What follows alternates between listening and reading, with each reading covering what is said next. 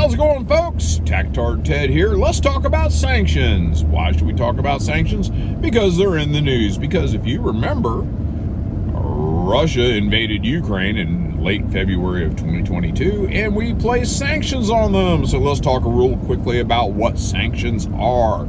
Sanctions are an economic punishment for somebody not acting the way that you want them to act. We don't want Russia to invade Ukraine. We don't want the Russian people to support their leadership. We want the Russian people angry at their leadership. So we impose sanctions. Now, a little history about sanctions. Sanctions have been imposed against Cuba. Didn't work. They've been imposed against North Korea. Didn't work. They were imposed against Saddam Hussein. They didn't work. They've been imposed against Iran. They didn't work. They've been imposed a lot of places, and in almost all occurrences, they did not work.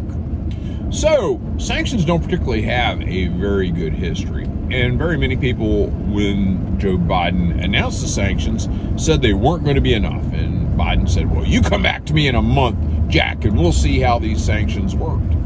So, I tell you what, we've been a little generous. It's 2 months, so let's look at where everything stands.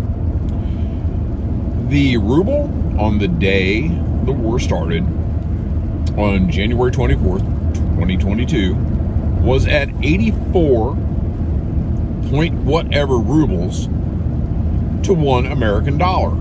So that meant if you wanted $1 American dollars, it was going to take you 84 rubles to get an American dollar. So this is the metric of how we're going to evaluate what's going on.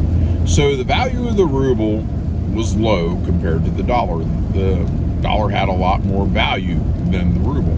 So what happened? Well, in 2 months, the ruble is now 66.8 rubles to $1 American dollar. In other words, the dollar has lost value to the ruble. In other words, the ruble is now worth more against the dollar than it was in January. It doesn't take you 84 to buy $1 American dollar now. It only takes you 66, 67 rubles to buy $1 American dollar. That is a gain of nearly 20 rubles to the dollar.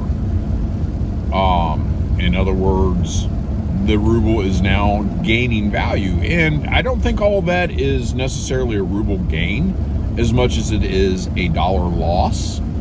And, well, Dave, why would you say that? Why would you say that? Well, I will say that because when I go to the grocery store and I spend X amount of dollars, I'm putting less stuff in my cart. My money is buying less than it did in February. So, economically, are the sanctions working? Against Russia? Not so much. Against us, I would say we've shot ourselves in the foot, and we're continuing to shoot ourselves in the foot.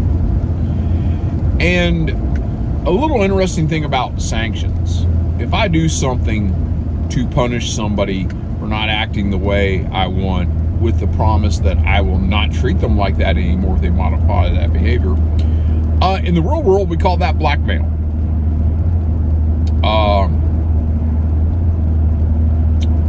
You doing something I don't like you doing, and I make things hard on you, and I go out of my way to be aggressive towards you and make things hard on you with the promise that, hey, if you do what I want you to do and coerce you into doing what I do, that's technically what blackmail is, folks, in case you haven't thought about that. That's a lot of what that is. I've got something, your economic freedom, I'm going to hold that over your head until you modify your behavior. So, just a little thought about sanctions.